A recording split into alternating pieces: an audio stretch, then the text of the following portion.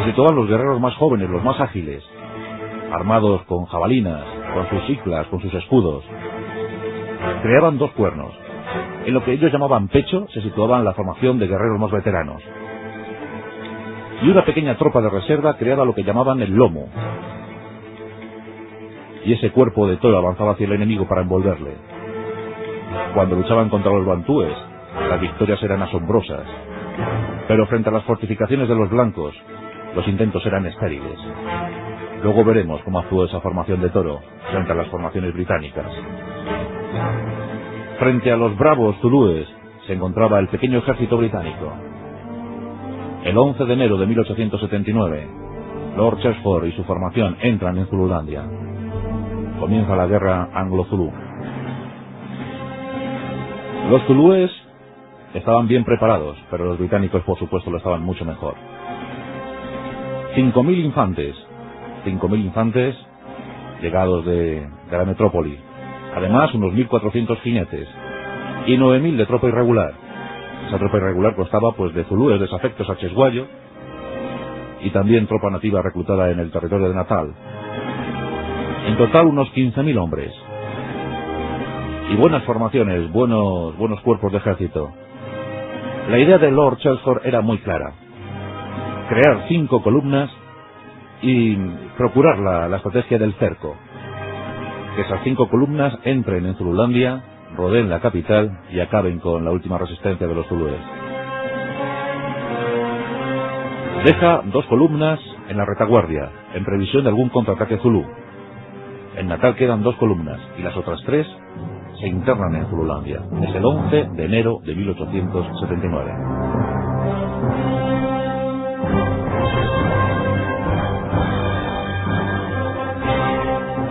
Las 3 columnas se dirigen hacia la capital. Los flancos muy bien fortificados, muy bien defendidos, y en el centro una columna perfectamente pertrechada. Y en esa columna central va el propio Lord Chelmsford y la flor y nata de aquel pequeño ejército británico. Nos encontramos al curtido 24º regimiento. En ese 24º tenemos 2 batallones.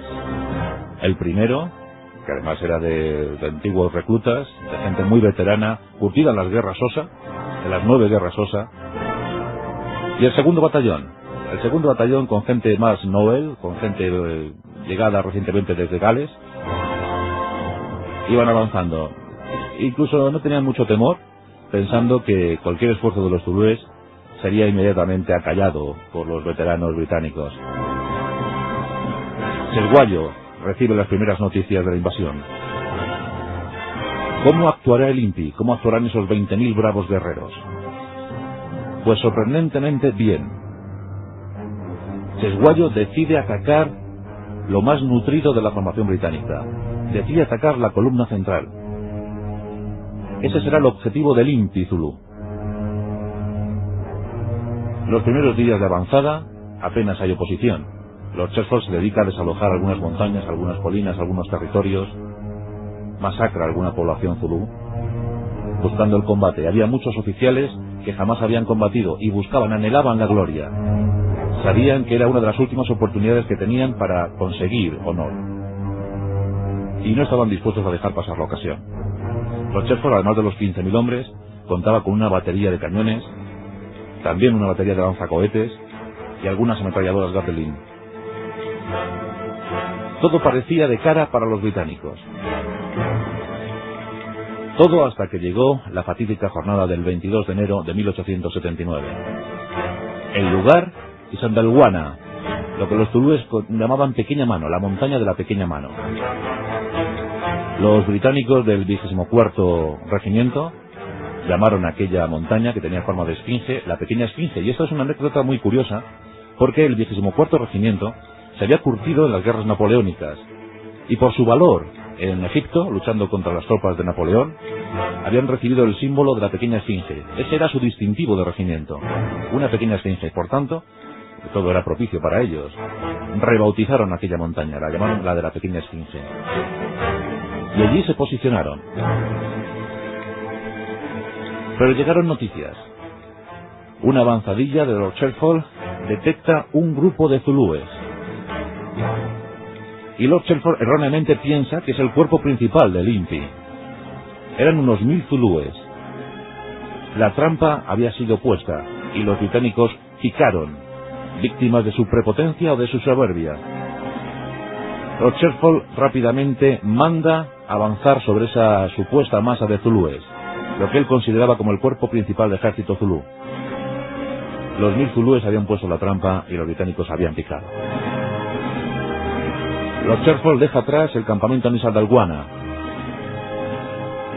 Allí deja a Pullinen. Bueno, es un oficial que jamás había combatido, pero tampoco había que buscar mayor peligro. Ni siquiera fortificó el campamento. Chesguayo había advertido a sus guerreros: jamás debéis atacar una fortificación blanca. Jamás ataquéis a los blancos que están atrincherados. Siempre perderéis. Buscad la confrontación en campo abierto. Los zulúes habían aprendido la lección. Ya veremos en Isandlwana cómo acaba todo. Lord Chelford iba contra los zulúes y se cebó en esos 1000. Pero de lo que no se habían percatado es que el cuerpo principal del ejército zulú, el INPI, se encontraba en la retaguardia. Sorprendentemente, las tropas irregulares iban a dar una lección como jamás habían visto los británicos. Se estaba gestando lo que se consideró desde entonces como la desgracia más tremenda para el ejército británico frente a una tropa irregular. En Isandlwana tenemos además un fuerte contingente. No eran pocos los que estaban asentados en aquel campamento.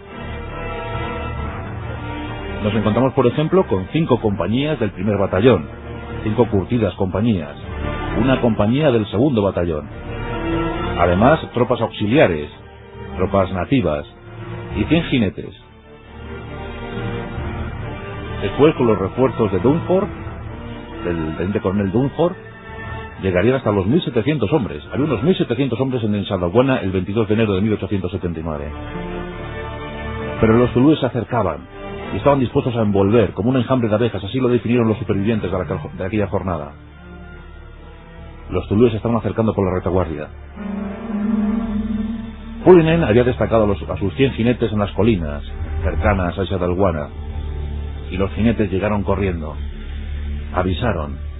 Se acercaba una masa inmensa de zulúes por la retaguardia. Los británicos, los oficiales británicos, no daban crédito a lo que estaban oyendo. ¿Pero acaso Lord Chelford no había ido a por ellos? ¿No estaba detrás de ellos?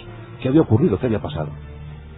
A todo esto, Dunford, de triste recuerdo, un buen oficial, además consideraba a la tropa nativa, la cuidaba, la animaba.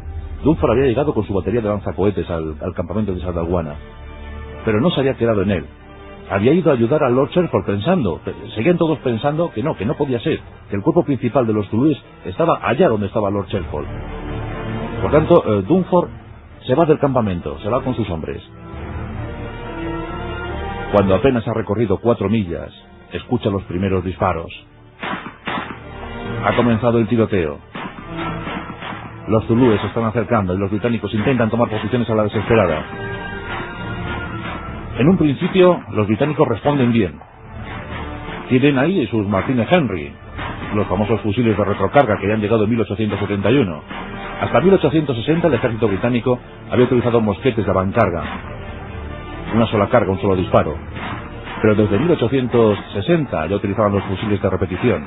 Y estos Martínez Henry eran realmente muy buenos. Podían disparar 12 balas por minuto. Y los británicos, los fusileros británicos, eran muy buenos disparando. Pero no contaban con tantos efectivos zulúes. Las avanzadillas del campamento británico no daban abasto. Rápidamente fueron envueltas. Miles de guerreros zulúes iban lanzando sus azagallas, sus siclas, iban entrando en la lucha cuerpo a cuerpo. Aquello fue tremendo, fue bestial. Los británicos fueron retrocediendo poco a poco, iban cayendo poco a poco. Pullinen al final da la orden de retirada. Se retiran a la desbandada, las municiones empiezan a escasear. Los zulúes están consiguiendo sus objetivos. Y en medio de la batalla, un eclipse de sol. La negrura lo invade todo. Los zulúes, supersticiosos, lejos de aminorar su